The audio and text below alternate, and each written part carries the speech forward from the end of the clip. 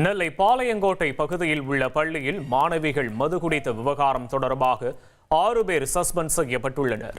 இதுகுறித்த கூடுதல் விவரங்களை செய்தியாளர் ராமசுந்தரம் வழங்க கேட்போம். ராமசுந்தரம், வணக்கம். விவரங்களை பதிவு பண்ணலாம். ராமசுந்தரம், பாளையங்கோட்டை முருகன்குறிச்சி பகுதியில் அமைந்திருக்கக்கூடிய ஒரு பிரபல பெண்கள் பள்ளியில மாணவிகள் மது அருந்தியதாக சமூக வலைதளங்கள்ல வீடியோ ஒன்று வெளியானது. இந்த விவகாரம் தொடர்பாக தற்போது அந்த பள்ளி நிர்வாகமும் பள்ளிக்கல்வித்துறையும் விசாரணை மேற்கொண்டதுல அந்த பள்ளியைச் சேர்ந்த 9ஆம் வகுப்பு மாணவிகள் சிலர் இந்த சம்பவத்தில் ஈடுபட்டது கண்டறியப்பட்டது.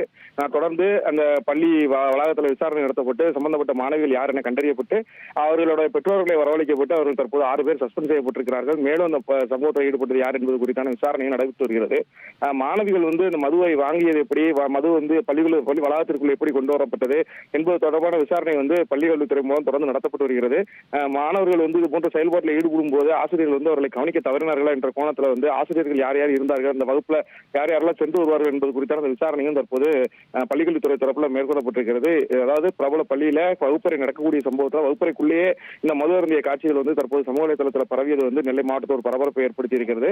சம்பவம் தொடர்பாக விசாரணை நடத்தி உரிய நடவடிக்கை எடுக்கப்படும் எனவும் பள்ளிக்கல்வித்துறை தெரிவித்திருக்கிறது. தொடர்ந்து விசாரணை நடத்தப்பட்டு வருகிறது.